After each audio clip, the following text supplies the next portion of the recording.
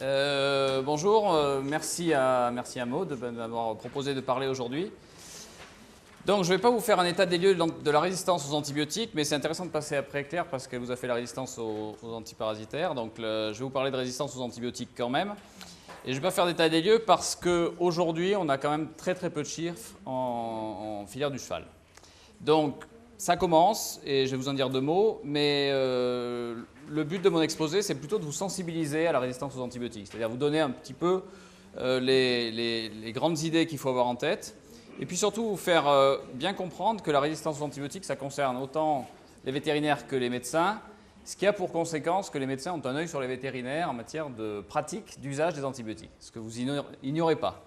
Donc c'est un enjeu qui est quand même assez partagé entre la médecine vétérinaire et la médecine humaine. Donc c'est important quand même d'avoir un petit peu une vision de ce dont on discute un petit peu globalement entre les deux médecines.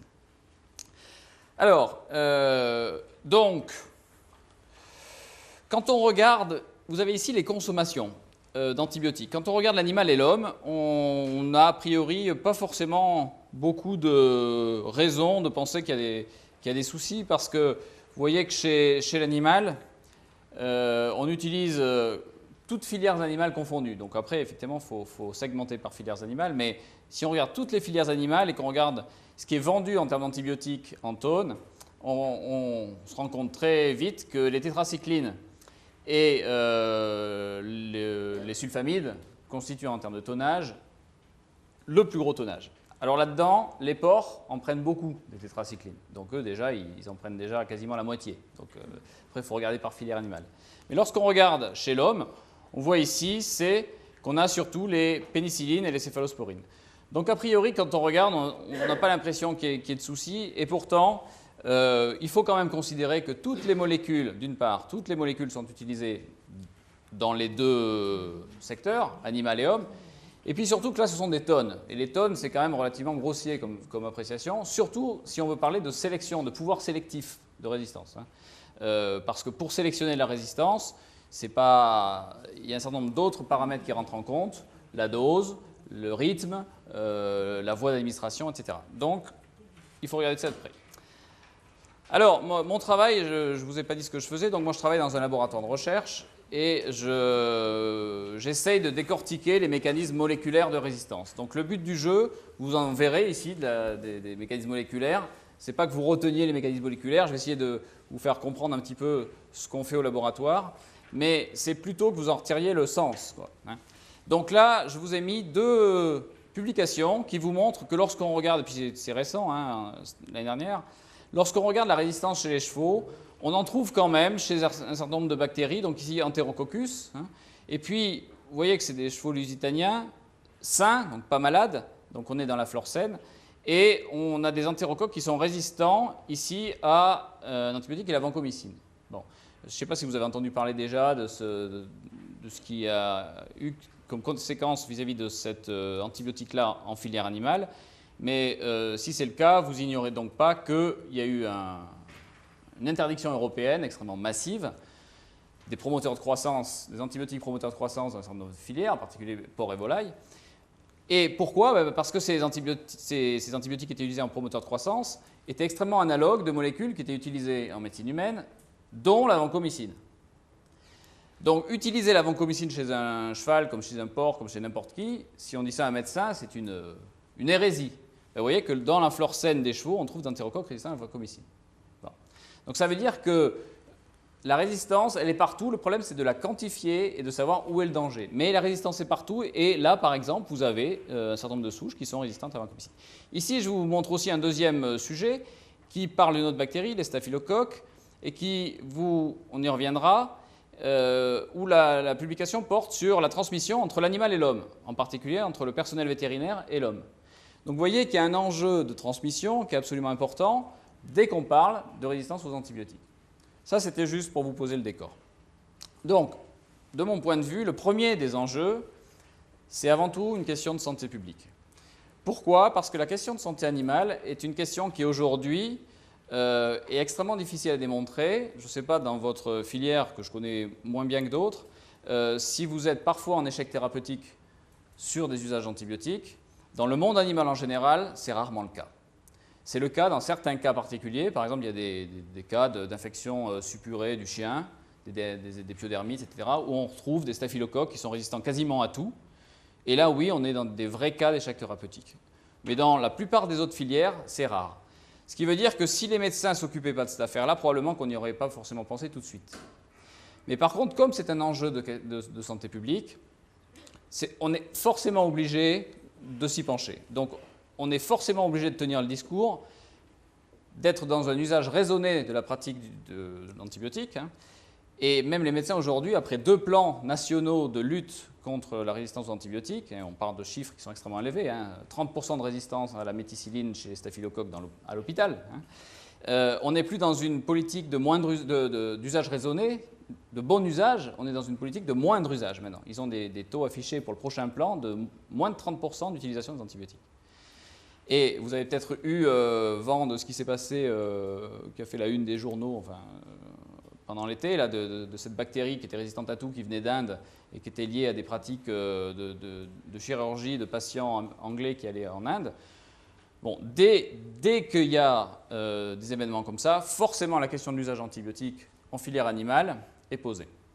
Donc moi, aujourd'hui, mon métier, c'est d'essayer de me situer un peu à l'interface pour documenter au mieux ce qui se passe en filière animale pour à la fois protéger la profession vétérinaire et toutes les professions qui sont associées aux soins en santé animale, pour donner des informations qui ne soient pas de l'ordre du fantasme aux médecins. Voilà.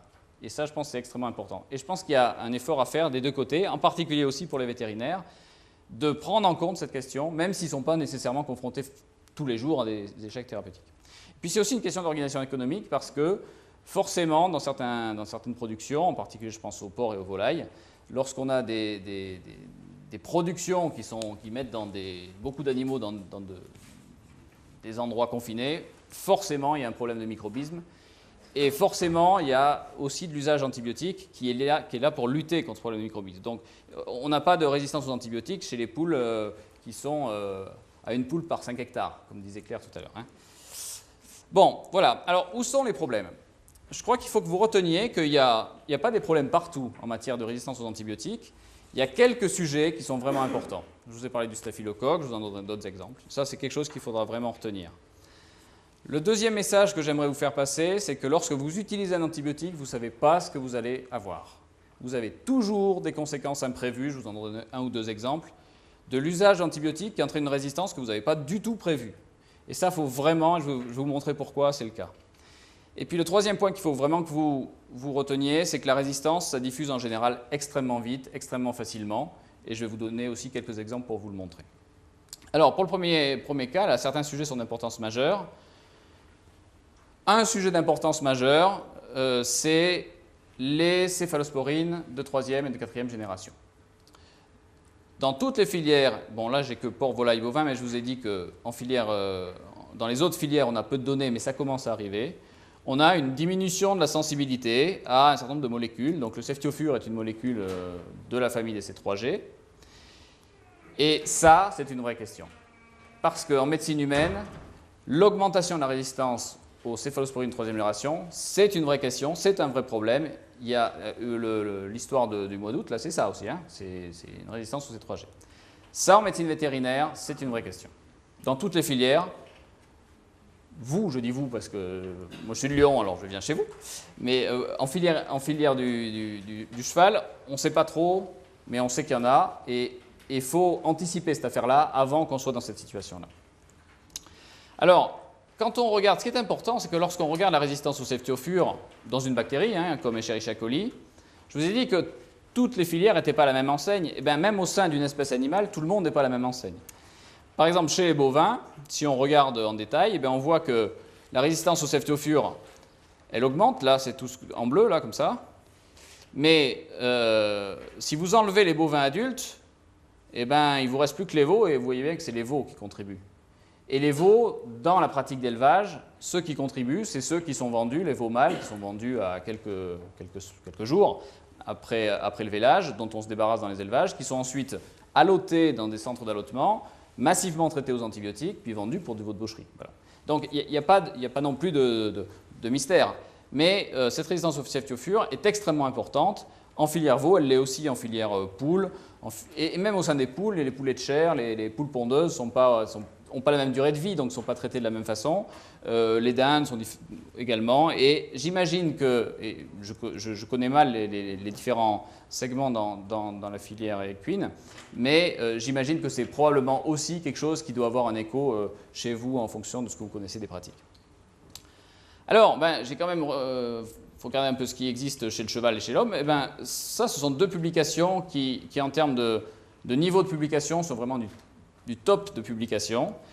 En gros, ce qu'il faut en conclure, c'est que chez l'homme, depuis quelques années, on a un clone bactérien d'Escherichia coli qui est résistant aux céphalosporines 3e génération, qui s'appelle comme ça, mais peu importe, qui produit une enzyme qui est celle-là, qui confère cette résistance. Et bien cette année, on a décrit la même chez un cheval. Voilà. Le but était de faire une étude moléculaire, mais n'empêche qu'on l'a cherché chez un cheval. On l'a trouvé à partir d'un cheval. Donc ça veut dire que dans la flore du cheval, elle existe. Donc ça veut dire qu'il suffit de faire un usage antibiotique pour la sélectionner. Voilà. Donc ça veut dire que ce n'est pas parce qu'on n'a pas le problème qu'il n'existe pas. La résistance, elle n'est pas uniquement dans les bactéries pathogènes. En particulier là, c'était chez un Escherichia coli du tube digestif. Ce n'était pas une diarrhée du cheval. Mais on a trouvé exactement la même enzyme que celle qu'on a trouvée chez l'homme. Quand les médecins voient ça, ils se disent, mais attendez, voilà, ils tombent à bras raccourcis là-dessus. Notre boulot, et le vôtre aussi, c'est d'essayer de documenter l'affaire pour qu'on ne soit pas objet de fantasme, mais qu'on ne soit pas non plus accusé d'ignorance. Voilà. Deuxième problème que je vous avais dit, c'est tout usage a des conséquences imprévues. Alors ça, c'est assez rigolo parce que je vais vous prendre un autre exemple qui est sur un autre germe, qui est la résistance au chlorphénicol. Le chlorphénicol, c'est donc un antibiotique de la famille des phénicolées. Et puis, il a été mis sur le marché en 1995 dans les filières bovines et porcs en 2000, pour lutter contre les infections respiratoires des bovins. Aujourd'hui, en 2010, on n'a absolument pas de résistance chez Pasteurella. L'AMM, elle était faite pour lutter contre les infections respiratoires, contre les pasteurelles. Ça fait 15 ans qu'on utilise le chlorphénicol, il n'y a pas de résistance chez le germe pour qui on l'a fait. C'est quand même important, ça vous montre bien aussi que tout n'est pas systématique. Bon, par contre, si on regarde chez les Escherichia coli, en particulier ceux de diarrhée par exemple, où il n'y a aucune indication d'utiliser le chlorphénicol, il y a 20% de résistance au chlorphénicol. Alors quand je dis qu'on n'a pas du tout de résistance chez la pasteurelle, ce n'est pas tout à fait faux, on en a trouvé une souche en 2006 qu'on a décrite, mais une souche sur 15 ans d'utilisation. Donc on peut considérer qu'aujourd'hui, 15 ans après l'utilisation du chlorphénicol, il n'y a pas de résistance chez le germe cible. Mais par contre, il y en a 20% là, chez Escherichia coli, qui n'est pas du tout le germe cible.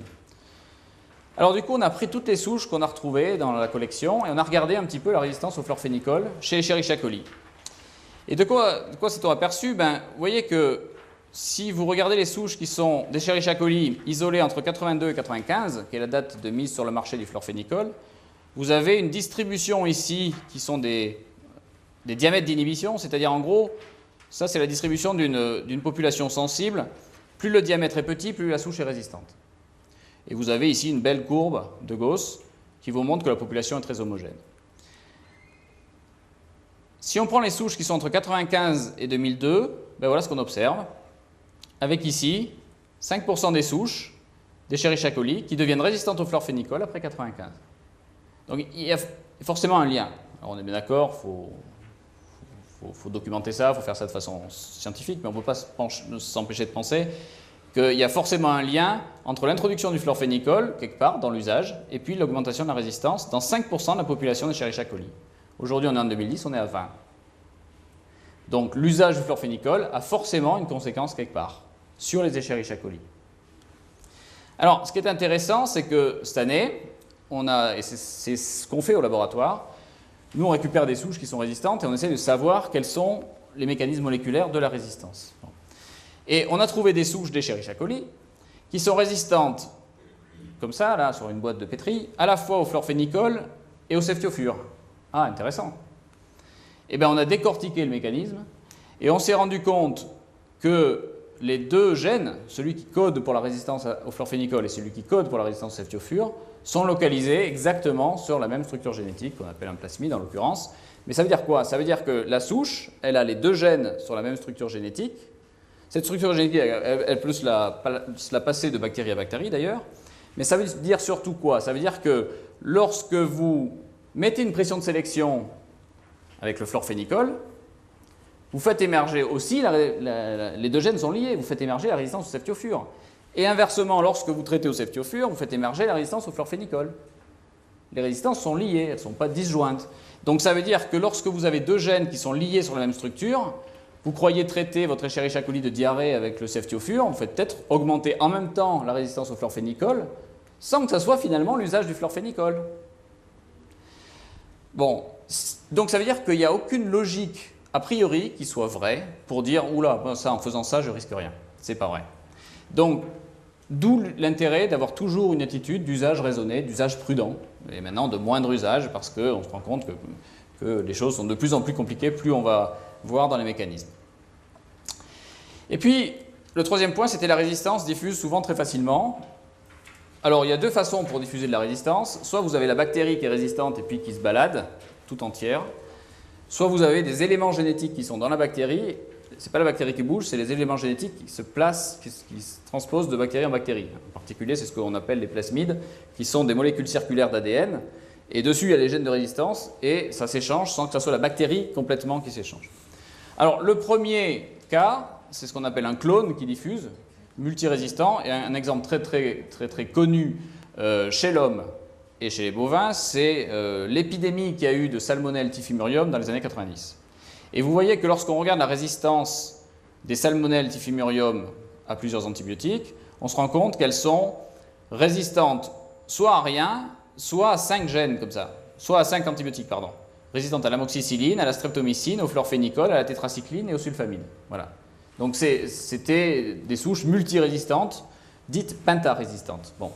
Ben là, c'est la souche entière sur un mode épidémique qui s'est diffusée chez les bovins et chez l'homme.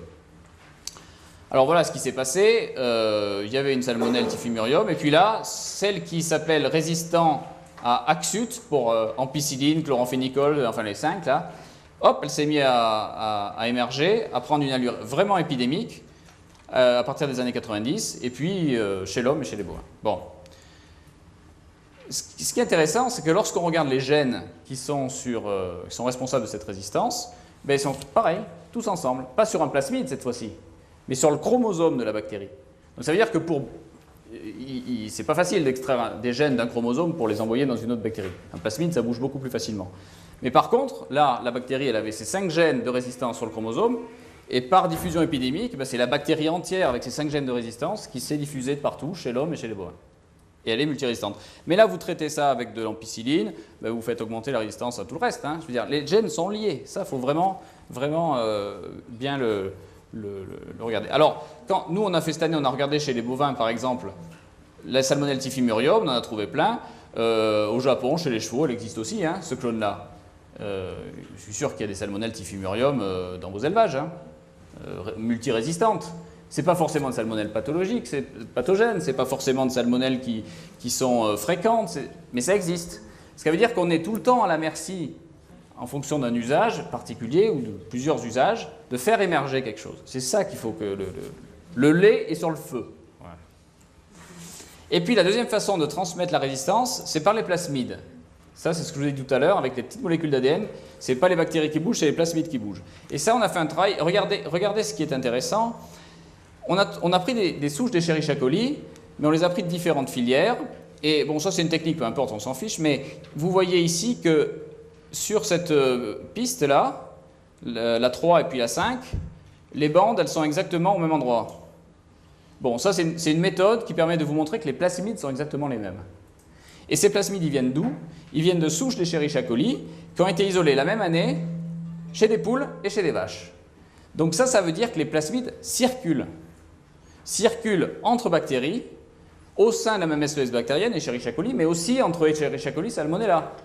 Et puis entre poules et vaches, qui ne sont pas du tout les mêmes pratiques zootechniques, les mêmes élevages, etc. Donc ça circule. Et là, récemment, on en a trouvé qui était la même entre une poule, à un endroit, une année, chez l'homme, chez les bovins, et voilà, et chez d'autres espèces aussi. Donc une autre façon de diffuser la résistance, c'est par des plasmides. Et ça marche extrêmement bien. Bon, vous vous souvenez de la diapo de tout à l'heure? Ben, la diapo de tout à l'heure, ce n'est pas des souches, c'est des plasmides. C'est-à-dire que, enfin, ça dépend. Chez l'homme, c'est un clone, c'est-à-dire c'est Escherichia coli qui porte ce plasmide et qui, lui, s'est déplacé aussi avec son plasmide. Et chez le cheval, c'est un autre clone, c'est pas du tout le même, c'est pas la même bactérie, mais c'est exactement le même plasmide, avec la même molécule dessus, la même enzyme dessus. Voilà.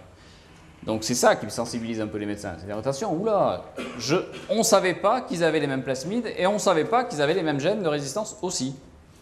Voilà. Ben si. Alors, le contexte de l'antibiorésistance, ce qui est important aussi de bien retenir, c'est qu'on peut le regarder soit à partir d'animaux qui sont malades, mais ça ne suffit pas, parce que là, on s'intéresse aux pathogènes. Et la résistance, elle est ailleurs aussi. Donc, on peut aussi s'intéresser aux animaux sains, et là, on s'intéresse à la flore saine, et vous voyez qu'on trouve aussi énormément de résistance. Et puis aussi, on peut s'intéresser à un certain nombre d'infections tout à fait particulières.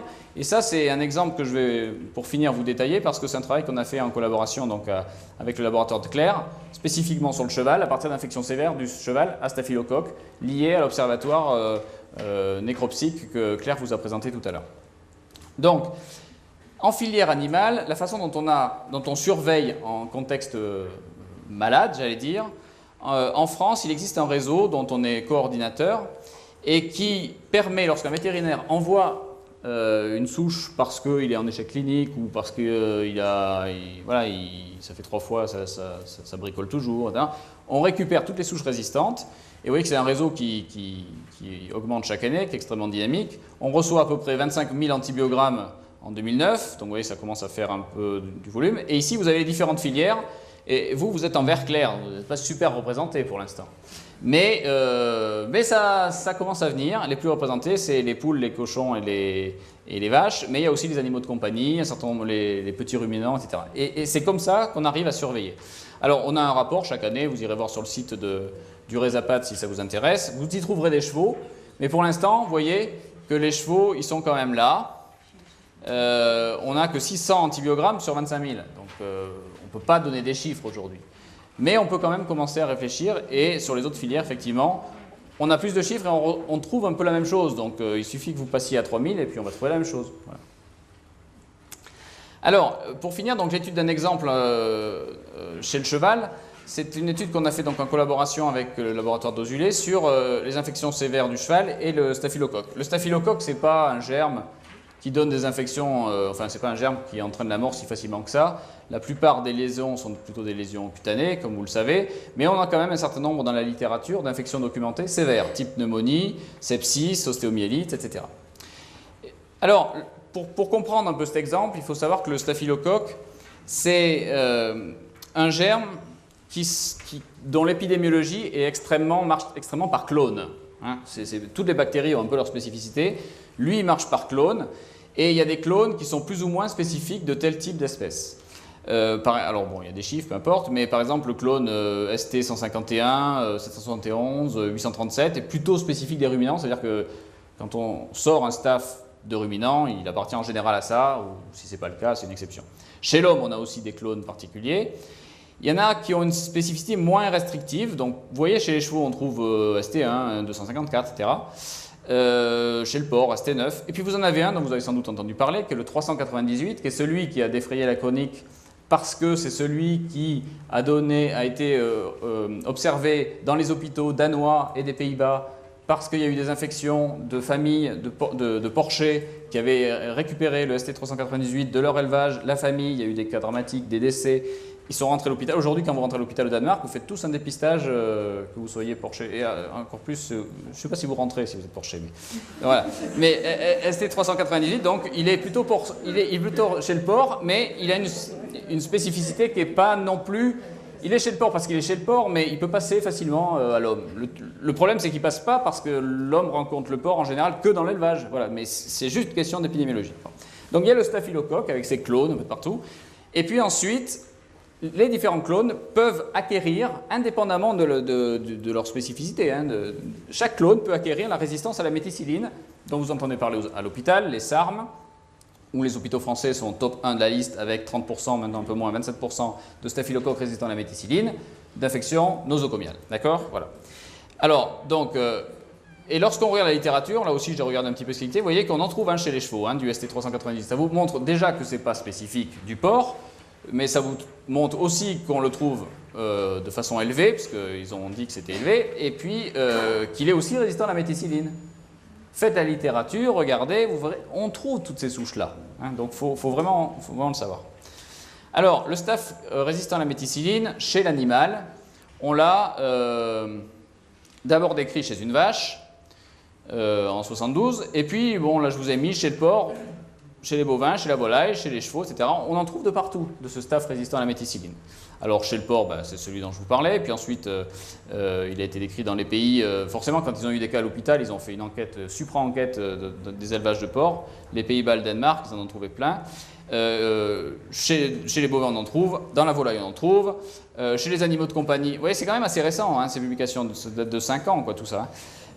Chez les chevaux, alors là aussi, il y a quelques études qui sont beaucoup plus récentes, la première description était assez ancienne, mais on trouve des sarmes chez les chevaux. Bon. Ça c'est une diapositive que j'aime bien mettre aussi parce que, pour vous rassurer, parce que ça cette année par exemple, on a isolé un staphylocoque résistant à la méticilline d'une mamite de vache. C'était un clone humain. Donc ça, j'aime bien le dire, parce que sans doute que l'éleveur devait avoir le clone humain, était porteur de clone humain, il l'a transmis à la vache qui a fait une mamite. Donc moi, j'aime bien avoir ça aussi, parce que comme ça équilibre un peu le débat. Mais voilà. Donc, ce qu'on a fait en collaboration avec le laboratoire d'Ozulé, c'est d'étudier les chevaux en Basse-Normandie sur les autopsies dont parlait Claire, et il y avait 60... Vous voyez comme c'est rare quand même d'avoir un staph en culture pure sur une infection sévère. Donc 60 autopsies, 60 staphs issus de ces différentes infections. Et on a regardé un petit peu ce qu'on trouvait en fonction de l'âge. Alors forcément, évidemment, sur le nombre total d'autopsies, il y a des catégories d'âge qui étaient plus représentées que d'autres, en particulier ici les 0-6 mois, 1000 sur les 3000. Mais il n'empêche que bon, là, enfin je parle sous le contrôle de Claire aussi, là on n'est pas loin de 1000, et puis pour les plus de 2 ans, et on n'a quand même que 13% de staph, alors que chez les 0-6 mois, on n'est quand même pas loin de 1000 non plus, et on en a quand même 55%. Donc c'est quand même plutôt dans cette catégorie d'âge qu'on les trouve. Hein. On a regardé aussi en fonction des différentes races, donc là aussi, évidemment, le nombre est un peu déséquilibré, mais on voit bien par exemple chez le trotteur qu'on en a trouvé quand même près de 40%. Et puis on a regardé la résistance aux antibiotiques. Alors, si on regarde la résistance aux antibiotiques, on s'aperçoit que 60% d'entre eux sont résistants à la pénicilline. La céfoxytine, je vous en dirai 2 mois après parce que c'est justement ça qui permet de détecter les sarmes. Et pas mal de résistance à la kanamycine, tobramycine, gentamicine, donc ce sont toute la famille des aminosides. Les tétracyclines, tiens, vous devez les utiliser beaucoup, j'imagine. Voilà, et puis les sulfamides aussi, 5%. Voilà. Pas de résistance à la vanco et à la taïko, ça m'aurait fait peur si on en avait trouvé, hein, parce que ça aurait été grave.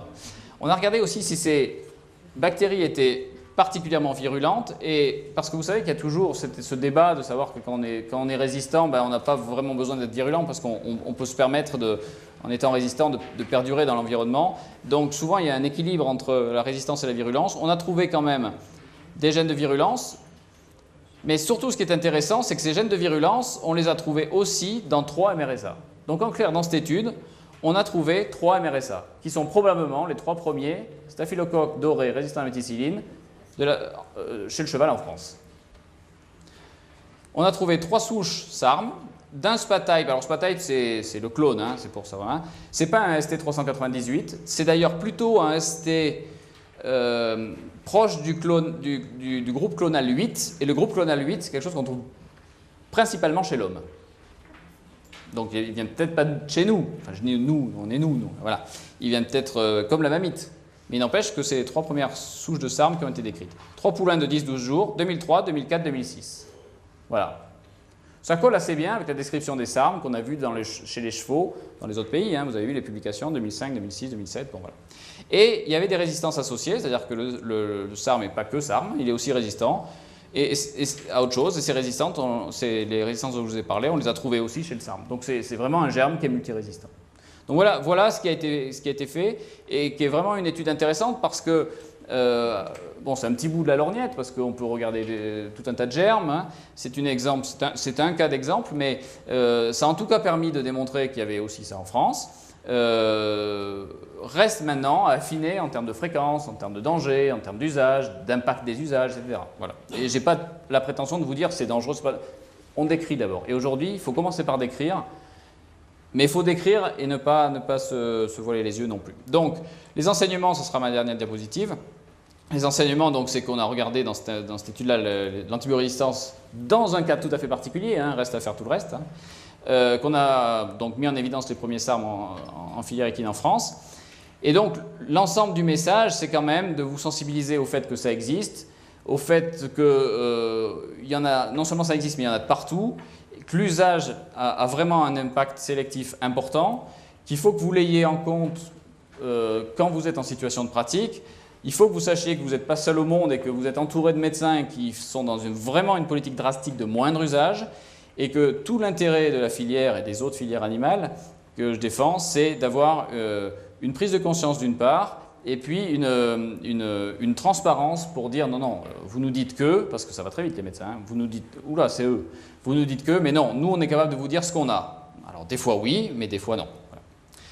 Voilà, donc je voudrais remercier les gens de mon laboratoire, les gens du laboratoire de Claire, et puis il y a d'autres études qui sont en cours, dont je vous parlerai peut-être un autre jour. On a continué sur le staphylocoque pour regarder un petit peu comment ça se passait en portage chez le cheval, c'est-à-dire on était dans des rats qui avaient connu des infections à staphylocoque, d'autres qui n'en avaient pas connu, puis on a regardé un petit peu comment, et quels clones on trouvait, etc. Donc ça, assez intéressant. Et puis, on a aussi un projet sur la rhodococose. Donc là aussi, les rhodococcus sont des bactéries qui peuvent être résistantes aux antibiotiques. Et donc, petit à petit, on va essayer de documenter ça dans l'intérêt de tous, à la fois pour protéger la filière, mais aussi pour la documenter et pour contribuer à cette problématique qui, à mon avis, est une problématique importante. En tout cas, c'est mon métier. Je ne vais pas vous dire que c'est pas important, puisque j'aime ça. Donc, voilà, mais voilà. Merci.